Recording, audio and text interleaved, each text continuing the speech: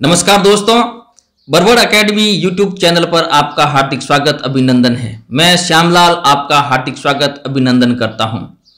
देखिए दोस्तों, अपना जो वक्रोक्ति का सिद्धांत आचार्य कुंतक का चल रहा था पाश्चात्य काव्य शास्त्र के संबंध में, तो उनके बारे में थोड़ी चर्चा करने के लिए आपके सामने वापस रूबरू हुआ हूं। हमने कल एक कक्षा ली थी जिसमें हमने आचार्य कुंतक और उनका समय, उनके ग्रंथ के बारे में चर्चा हमने कल की थी। आज आचार्य कुंतक का जो वक्रोक्तिवाद या वक्रोक्ति का सिद्धांत है वो पूरा कर लेंगे। हिंदी साहित्य के इतिहास में, हिंदी काव्य शास्त्र में पाश्चात्य काव्य शास्त्र संबंधित कुछ प्रश्न पूछे जाते हैं परीक्षाओं में, जिसके बारे में चर्चा करने जा रहा हूं। देखिए, लॉन्जाइनस का उदात्तवाद और साधारणीकरण के सिद्धांत अभी सेट का एग्जाम हुआ, उसी में पूछे गए। और मैं आपको पहले भी मैंने आपको बताया, मैं वादा करता हूं कि इस चैनल में आपको वो सामग्री मिलेगी जो अन्य किताबों में नहीं मिल पाएगी। मैं ये वादा करता हूं और यह आपको सजेशन भी देना चाहता हूं कि आप जब भी इस चैनल पर पढ़ने बैठते हैं तो एक एक बिंदु को आप नोट करते जाइए। आपके पढ़ने में सहूलियत रहेगी और आपको अच्छा याद रहेगा। देखिए, आज मैं शुरू कर रहा हूं आचार्य कुंतक का वक्रोक्तिवाद, जो पीछे छूटा हुआ हिस्सा है आज कंप्लीट कर लेंगे। हाँ, आचार्य कुंतक ने कहा, कवि कर्म की कुशलता से उत्पन्न होने वाले चमत्कार के ऊपर आश्रित रहने वाले कथन प्रकार को ही वक्रोक्ति कहा जाता है। इस बात को आप ध्यान रखें, कवि कर्म की कुशलता से उत्पन्न होने वाले चमत्कार के ऊपर आश्रित रहने वाले कथन प्रकार को ही वक्रोक्ति कहा जाता है। इस बात को आप ध्यान में रखें। कुंतक दृष्टि में काव्य कवि के प्रतिभा व्यापार का सद्य प्रसूत फल है। यह भी कल मैंने चर्चा आपके सामने की है। अब आगे देखिए, अब देखिए वक्रोक्ति के भेद। वक्रोक्ति के भेद, आचार्य कुंतक ने वक्रोक्ति के 6 भेद और 38 उपभेद बताए हैं जो आपको याद रखना है। मोटे मोटे तौर से मैं 6 आपके भेद बता देता हूं और 38 भेदों को आपको उनको डिस्क्रिप्टिव में याद नहीं करना है। अगर याद कर सकते हैं तो अच्छी बात है। पाश्चात्य साहित्य के संबंध में आप पढ़ें, कौन से भेद के अंदर कौन सा उपभेद है, उसके कितने उपभेद है, उसके बारे में चर्चा करेंगे। ये आचार्य वक्रोक्ति ने 6 भेद बताए और उपभेदों की संख्या 38 बताई है। इस बात को आप ध्यान में रखें, कई बार यह सवाल परीक्षा में पूछा जाता है। ठीक है ना। देखिए, आचार्य कुंतक ने वर्ण विन्यास वक्रता पहला भेद माना है।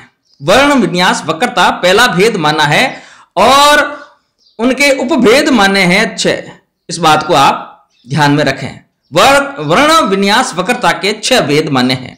फिर दूसरा भेद माना है आपके पद पूर्वाद वक्रता। पद पूर्वाद वक्रता के आचार्य कुंतक ने 8 भेद माने हैं, उपभेद माने हैं 8। तीसरा भेद बताया उन्होंने पद पराद वक्रता, उसके उपभेद बताए हैं 6 भेद और 6 उपभेद के 2 और उपभेद। इस प्रकार 8 उपभेद बताए हैं। और चौथा उन्होंने भेद बताया है वक्रोक्ति का वाक्य वक्रता। वाक्य वक्रता के उपभेद है 2। ये बात आप ध्यान में रखें।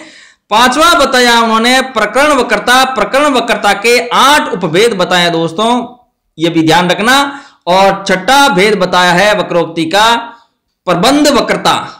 प्रबंध वक्रता के 6 उपभेद बताए गए हैं। इस प्रकार टोटल 38 है।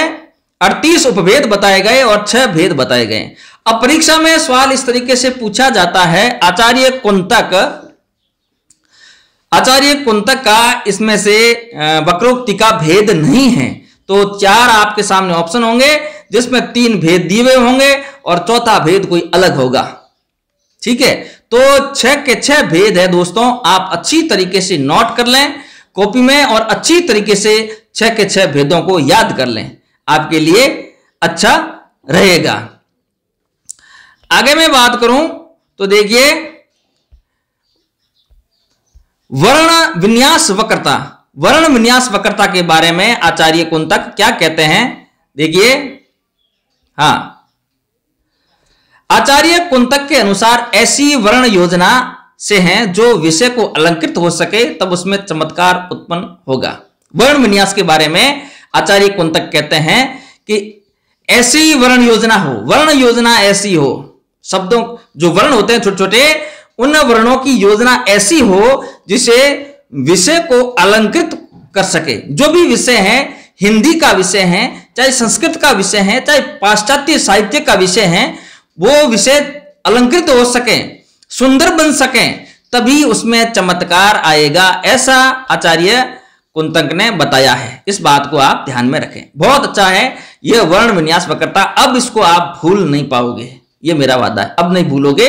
वर्ण विन्यास वक्रता यानी वर्ण ऐसे होने चाहिए, वर्णों की योजना जो इतने सुंदर होने चाहिए और वो अलंकृत होने चाहिए, चाहे साहित्य कोई भी हो, चाहे हिंदी साहित्य हो, चाहे संस्कृत साहित्य हो, चाहे उर्दू साहित्य हो, कोई पाश्चात्य साहित्य हो। शब्द विषय अलंकृत करने के लिए वर्ण का सुनियोजित करना पड़ता है, शब्दों को सुनियोजित करना पड़ता है, अच्छे शब्दों का प्रयोग में लिया जाता है, तब जाके उसमें एक चमत्कार पैदा होता है। चमत्कार का मतलब श्रोता या पाठक को पढ़ने में या सुनने में अच्छा लगे, उसको चमत्कार कहते हैं। इस बात को आप ध्यान में रखें। हाँ, आगे देखिए दोस्तों, इसमें शब्द अलंकार जिसमें अनुप्रास और यमक विभिन्न वृत्तियां एवं शब्द गुणों का समावेश किया जाता है। इसमें शब्द अलंकार जिसमें अनुप्रास और यमक, ठीक है ना, विभिन्न वृत्तियों एवं शब्द गुणों का समावेश किया जाता है और इनके 6 उपभेद माने गए हैं जो अभी मैंने आपको बताया है। वर्ण विन्यास वक्रता के 6 उपभेद है दोस्तों, आप ध्यान में रखें। आगे मैं बात करूं आचार्य कुंतक का पद पूर्वाद वक्रता। दूसरा पद पूर्वाद वक्रता के बारे में देखिए, मूल शब्द प्रकृति पर आधारित वक्रता है। ये मूल शब्द प्रकृति, मूल शब्द पर, यह मूल शब्द पर आधारित है। पद पूर्वाद वक्रता मूल शब्द पर आधारित है, यानी कि शब्द की प्रकृति पर आधारित है, ठीक है ना। इसके 8 उपभेद बताए गए हैं, इसके 8 उपभेद बताए गए हैं, ठीक है ना। और इसके 8 उपभेदों के 2 और उपभेद बताए गए हैं, जिसमें एक तो है रूढ़ि वैचित्रीय वक्रता और दूसरा है पर्याय वक्रता। इस बात को आप ध्यान में रखें। मैंने अभी आपको बताया था कि 8 भेद है, जिसमें 6 भेद उपभेद है और 2 उपभेद के 2 और भेद है, रूढ़ि वैचित्रीय वक्रता और पर्याय वक्रता। अच्छी तरीके से आप नोट करते जाइए। आगे देखिए, हाँ, तीसरा उपभेद है उपचार वक्रता। तीसरा उपचार वक्रता, चौथा विशेषण वक्रता, 5वां समवर्ती वक्रता, 6वां वर्ती वक्रता और 7वां लिंग वैचित्रीय वक्रता। यह पद पूर्वाद के भेद है। अगर तीसरे भेद की मैं बात करूं तो पद प्राद वक्रता की बात करूं तो पद प्राद है प्रत्यय के कारण उत्पन्न होने वाली वक्रता है। हिंदी का जो प्रत्यय है, अपनी भाषा का जो प्रत्यय है, जो शब्द के पीछे लगकर शब्द का अर्थ परिवर्तन कर देते हैं, उस प्रत्यय की बात करूं तो प्रत्यय के कारण उत्पन्न वक्रता, इसके 6 उपभेद आचार्य कुंतक ने बताए हैं। ये बात आप अच्छी तरीके से दोस्तों नोट करते जाइए और अपने आप में थोड़ा पेशेंस रखिए, धैर्य रखिए। ऐसा ना सोचिए कि यह कुछ नहीं है और हमें यहाँ कुछ नहीं मिल रहा है। मैं आपसे वादा करता हूं, जो आपको कहीं नहीं मिला वो मैं आपको दे दूंगा। दूसरी बात, अभी कॉलेज लेक्चर की वैकेंसी आने वाली है राजस्थान में और जगह भी आती है, और पीजीटी टीजीटी की और भी वैकेंसी आएगी, डीएसएसबी की, तो उसमें यह सवाल पूछे जाते हैं मेरे दोस्तों। तो आप इन सवालों को इग्नोर ना करें, इस तथ्य को इग्नोर ना करें, अपने कॉपी में लिखते रहिए। क्या है, 4-5 क्लासें ही है पाश्चात्य साहित्य की, तो आपके 10 प्रश्न आपके प्लस हो रहे हैं, जो आपको हार्ड कर रहे हैं, आपको पढ़ने में थोड़ी दिक्कत आ रही है, आप उनको छोड़ देते हो, पढ़ने में समझ में नहीं आ रहा, तो मैं आपको वो तथ्य लाके दे रहा हूं जिसे आप पढ़ लेंगे तो आप परीक्षा में 10 प्रश्न इजीली कर लेंगे। यह मेरा मानना है और मेरा ज्ञान भी है। देखिए आगे, अब मैं बात करूं पद प्राद वक्रता। पद पूर्वाद वक्रता पढ़ ली। पद प्राद वक्रता के अंदर आचार्य कुंतक ने बताया कि प्रत्यय के कारण उत्पन्न होने वाले उनके 6 भेद हैं। 6 भेद कौन कौन से देखिए। एक तो काल वक्रता, दूसरा है संख्या वचन वक्रता, है ना। और पहला है काल वक्रता, दूसरा है कारक वक्रता, तीसरा है संख्या वचन वक्रता, चौथा है पुरुष वक्रता, छठा है उपग्रह वक्रता और सातवां है प्रत्यय वक्रता। ये 6 के 6 भेद आपके सामने आ गए हैं। प्राद वक्रता के 6 उपभेद है, 6 उपभेद आपके सामने आ गए हैं। अब परीक्षा में भेद ना पूछ के उपभेद के बारे में पूछ लिया जाए, 4 ऑप्शन आपके सामने दे देंगे कि इनमें से पद प्राद वक्रता का उपभेद कौन सा है। ऐसा प्रश्न पूछा जा सकता है, तो आप अपनी कॉपी में इनको नोट कर लें और अच्छी तरीके से और याद भी कर लें, आपके लिए अच्छा रहेगा। काल वक्रता, कारक वक्रता, संख्या या वचन वक्रता, पुरुष वक्रता, उपग्रह वक्रता, प्रत्यय वक्रता। काल वक्रता यानी समय का जो समय, वर्तमान काल, भूतकाल, भविष्य काल। कारक वक्रता, कारक जो आप पढ़ रहे हैं। संख्या, वचन वक्रता, एक वचन, बहुवचन, द्विवचन, है ना।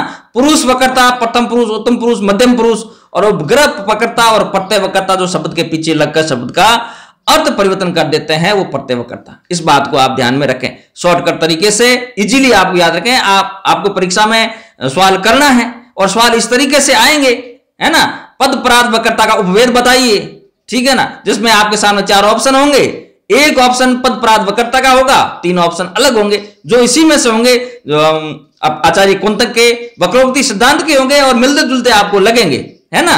तो आप ध्यान में रखें, पद प्राद वक्रता के 6 उपभेद हैं, 6 मैंने यहां गिना दिए हैं। आगे मैं बात करूं दोस्तों, तो देखिए वाक्य वक्रता, चौथा भेद है, आचार्य कुंतक ने बताया चौथा भेद वाक्य वक्रता। तो वाक्य के प्रयोग व कौशल के कारण उत्पन्न होने वाली वक्रता, वाक्य के प्रयोग, जहां वाक्य का प्रयोग करते हैं या उनके कौशल के कारण जो उत्पन्न होने वाली वक्रता है, उसे वाक्य वक्रता दोस्तों कहते हैं। अब वाक्य के प्रयोग, जहां वाक्य का अपन प्रयोग कर रहे हैं या जो अपन कौशल दिखा रहे हैं, कौशल के कारण जो उत्पन्न वक्रता होती है, उसको वाक्य वक्रता कहते हैं। और आचार्य कुंतक ने इनके 2 उपभेद बताए हैं, इस बात को आप ध्यान में रखना। 2 उपभेद बताए हैं, एक तो सहज वस्तु वक्रता और दूसरा है अर्थालंकारों के प्रयोग कौशल से उत्पन्न से जन्य वक्रता, ठीक है ना।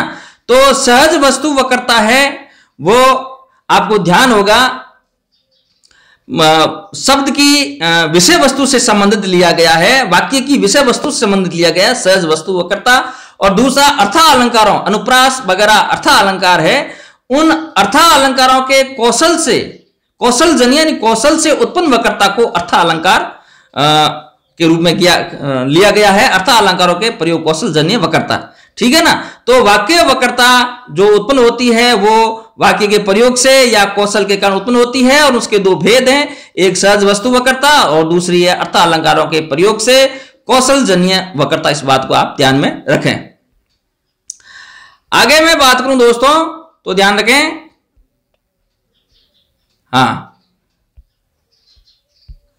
प्रकरण वक्रता 5 नंबर है आचार्य कुंतक की प्रकरण वक्रता। प्रबंध काव्य का एक देश या कथा प्रसंग, इसके 8 उपभेद हैं, इस बात को आप ध्यान में रखें। प्रबंध काव्य, काव्य के कई भेद होते हैं, खंड काव्य, प्रबंध काव्य, काव्य के भेद होते हैं। जो प्रबंध काव्य दोस्तों होता है, प्रबंध काव्य का एक देश या एक कोई बड़ी कथा को जब शुरू करते हैं तो उसमें एक प्रकरण डाला जाता है, यह ध्यान रखें।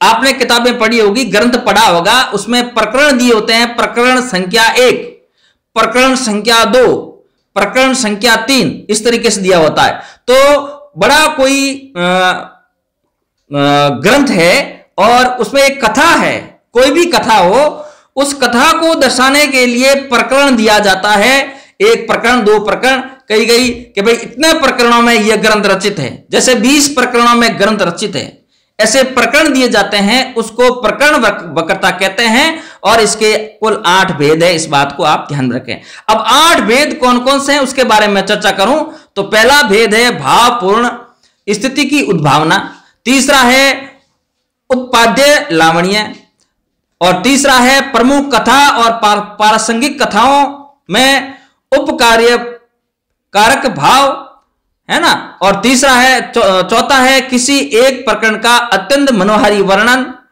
चौथा, पांचवा है रोचक प्रसंगों का विस्तार से वर्णन। और छठा है अप्रधान किंतु सुंदर प्रसंग की उद्भावना द्वारा प्रधान कथा वस्तु की स्थिति। सातवां है गर्भाक योजना, नाटक में नाटक का खेला जाना। और आठवां है विभिन्न प्रकरणों की परस्पर अन्विति। ये दोस्तों आपके सामने हो गए। अब मैं एक एक का आपको स्पेल आउट करके बताऊं। प्रकरण वक्रता के 8 भेद है। और प्रकरण कब लिया जाता है? प्रकरण लिया जाता है जब कोई बड़ी कथा हो, उसमें प्रकरण दिया जाता है। प्रकरण 1, प्रकरण 2, प्रकरण 3, इस तरीके से, ठीक है ना। पहला दिया है, इसके 8 भेदों में पहला दिया गया है, ठीक है ना। पहला दिया गया है भावपूर्ण स्थिति की उद्भावना। स्थिति कैसी हो, उस स्थिति का भावपूर्ण उद्भावना के साथ प्रस्तुत करना। दूसरा है उत्पाद्य लावण्य, यानी कि जो आप शुरू कर रहे हैं या जिस ग्रंथ को लिख रहे हैं या पढ़ रहे हैं उसमें लावण्यता होनी जरूरी है। तीसरा है प्रमुख कथा या प्रासंगिक कथाओं में उपकार्योपकारक भाव होना चाहिए। जो कथा आप पढ़ रहे हैं उसमें प्रासंगिक कथाओं में उपकार्योपकारक यानी उपकार करने जैसी भावना उसमें होनी चाहिए। और चौथा है किसी एक प्रकरण का अत्यंत मनोहारी वर्णन। किसी एक प्रकरण का अत्यंत मनोहारी वर्णन, ऐसा वर्णन करना चाहिए जिसे पाठक या श्रोता का मन है वो मोल लिया जाए। जैसे मान लिए 5 प्रकरणों में एक कथा है, उस कथा में एक प्रकरण ऐसा होना चाहिए जो पाठक या श्रोता का मन मोह ले। इस बात का आप ध्यान रखें। और आगे मैं बात करूं, 5 नंबर का प्रकरण है रोचक प्रसंगों का विस्तार से वर्णन। जो भी रोचक प्रसंग है उनका विस्तार से वर्णन किया जाना चाहिए, विस्तार से उनका वर्णन होना चाहिए। पाठक या श्रोता उनके बड़े चाव से, है ना, बड़े रोचक तरीके से उनको रुचि लेकर पढ़ सके, ऐसा रोचक वर्णन होना चाहिए। और 6 नंबर का है अप्रधान किंतु सुंदर प्रसंग की उद्भावना द्वारा प्रधान की कथा वस्तु की सिद्धि। यानी कि जो भी प्रसंग है, अप्रधान प्रसंग है, उनकी सुंदर प्रसंग की उद्भावना द्वारा उनको प्रधान स्थिति में लाना, यानी प्रधान कथा वस्तु में लाना, ऐसा सिद्ध करना चाहिए। और 7 नंबर है गर्भाक योजना, नाटक में नाटक का खेला जाना। जो नाटक, अगर नाटक है तो उसमें ऐसा लगना चाहिए कि नाटक खेला जा रहा है। पाठक या श्रोता को ऐसा लगना जाना चाहिए कि नाटक खेला जा रहा है। और अंतिम है प्रकरण 8वां, विभिन्न प्रकरणों की परस्पर अन्विति करना जरूरी है। 8 जो लास्ट है, लास्ट प्रकरण है कि विभिन्न जो प्रकरण हैं उन प्रकरणों की अन्विति करना जरूरी है। इस प्रकार प्रकरण वक्रता के 8 भेद मैंने बता दिए। और प्रकरण वक्रता का मतलब भी होता है कोई देश या कथा, ठीक है ना, जिसको प्रकरण के रूप में लिखा जाता है उसको प्रकरण वक्रता कहते हैं। और प्रकरण वक्रता के दोस्तों 8 भेद होते हैं। आगे देखिए, हाँ, प्रबंध वक्रता। प्रबंध वक्रता दोस्तों आपके सामने है, वो 6 नंबर की वक्रता है। 6 भेद आचार्य कुंतक ने बताए हैं प्रबंध वक्रता। महाकाव्य, नाटक आदि से संबंध कवि कौशल प्रबंध वक्रता कहलाता है। महाकाव्य, नाटक आदि से संबंध कवि कौशल प्रबंध वक्रता कहलाता है। और उसके 6 भेद है। महाकाव्य, महाकाव्य, खंड काव्य, है ना, तो इन बात को ध्यान रखें। महाकाव्य, नाटक आदि से संबंध, जो संबंध कवि है, कवि कौशल प्रबंध कहलाता। कवि का कौशल क्या है, कवि ने किस तरीके से महाकाव्य की रचना की है, किस तरीके से नाटक की रचना की है, उसको प्रबंध वक्रता कहते हैं। और इस प्रबंध वक्रता के 6 भेद यहां बताए गए हैं। कितने? प्रकरण वक्रता पढ़ ली पीछे, 2 भेद उनके बताए। अब प्रबंध वक्रता के 6 भेद है। पहला भेद यहां दिया गया है आपके सामने। पहला भेद दिया है मूल रस परिवर्तन, जैसे उत्तर रामचरित में आपको देखने में मिलेगा। दूसरा है प्रकरण विशेष पर कथा समाप्ति, कृतार्जुनियम या जयद्रथ वध में आपको देखने को मिलेगा। तीसरा है कथा के मध्य में ही किसी अन्य कार्य द्वारा प्रधान कार्य की सिद्धि, नहुस विकट भट्ट नाटक में आपको देखने को मिलेगा। अब देखिए, मैं आपको अच्छी तरीके से स्पेल आउट कर देता हूं। मूल रस परिवर्तन का मतलब है जो भी महाकाव्य है, जो भी महाकाव्य है उसमें मूल तत्व, मूल जो कथा है वो कथा पढ़ने से पाठक या श्रोता को आनंद आना चाहिए। जैसे उत्तर रामचरितमानस है, उसमें आपके प्रबंध वक्रता का उदाहरण झलकता है। फिर बताया है प्रकरण विशेष पर कथा समाप्ति। प्रकरण विशेष है, वहां पर कथा की समाप्ति होनी चाहिए। जैसे कृतार्जुनियम, जो कृतार्जुनियम और जयद्रथ वध जो महाकाव्य है उसमें यह दिखता है। और तीसरा है कथा के मध्य में ही किसी अन्य कार्य द्वारा प्रधान कार्य की सिद्धि। जैसे नहुस नाटक है, विकट भट्ट का नाटक है, उसमें यह बात मिलती है। इस बात को मैंने एग्जाम्पल भी आपको दिया है। आपके परीक्षा में यह भी पूछ ले कि नहुस किस तरह का, वक्रोक्ति कुंतक के अनुसार किस तरह का प्रकरण है या किस तरह का वक्रता है, तो आपको प्रबंध वक्रता की ओर लेके जाना होगा। सवाल ऐसे भी पूछ सकते हैं, उत्तर रामचरितमानस नहीं, उत्तर रामचरित में कुंतक के वक्रोक्ति सिद्धांत के अनुसार कौन सी वक्रता का उल्लेख हुआ है, तो प्रबंध वक्रता का उल्लेख हुआ है। इस तरीके से प्रश्न पूछे जाते हैं, कई बार पूछा है। तो इस बात को आप दोस्तों ध्यान में रखें, प्रश्न कहीं से भी पूछ सकते हैं। जो मैंने यहां दिया है इससे बाहर नहीं हो सकता, परंतु इसी में ही कहीं से भी आपको प्रश्न देखने को मिलेगा। मेरे कहने का मतलब है, तो आप अच्छी तरीके से नोट करते जाइए और ध्यान रखते जाइए। आगे मैं आपसे बात करूं तो देखिए, हाँ, अगला जो चौथा है, नायक द्वारा अनेक फलों की प्राप्ति। प्रबंध वक्रता की बात करने जा रहा हूं। नायक द्वारा अनेक फलों की प्राप्ति। नायक, जैसे कोई भी महाकाव्य होता है, उसमें जो कथा होती है उसमें नायक और नायिका होती है। चाहे प्रेम काव्य हो, चाहे भक्ति काव्य हो, चाहे कोई भी काव्य हो, उसमें एक नायक होता है और एक नायिका होती है। जैसे हिंडीमा और चंद्रागंध, हिंडीमा एक नायिका है और चंद्रागंध भी एक नायिका है। यानी नायक द्वारा अनेक फलों की प्राप्ति करना। नायक होता है, उनका मतलब हाव भाव अच्छे तरीके से दिखाया जाता है और उसमें अंतिम फल तक वो नायक पहुंचता है। जैसे हिंडीमा है, चंद्रागंध है, इसमें आपको देखने को मिलता है। आगे है प्रधान कथा का द्योतक नाम। जो भी प्रधान कथा होती है उनका नाम द्योतक होता है, उनका नाम होता है आगे। जैसे अभिज्ञान शाकुंतलम कालिदास द्वारा रचित है, अभिज्ञान शाकुंतलम, और एक मेघदूत है ना, यक्ष और यक्षिणी की जो एक रोचक कथा है इस मेघदूत के अंदर, कालिदास का मेघदूत। आप ध्यान रखें, कालिदास का मेघदूत, जिसमें यक्ष और यक्षिणी की मेघों को जाकर उसको अर्पण किया जाता है और उससे प्रार्थना की जाए, उसकी स्तुति की जाती है ना। यक्ष और यक्षिणी की कथा बड़ी रोचक कथा है, जो प्रधान कथा का द्योतक नाम से इसमें दिया गया है, और ये प्रबंध वक्रता की श्रेणी में आते हैं दोस्तों, इसका आप ध्यान में रखें।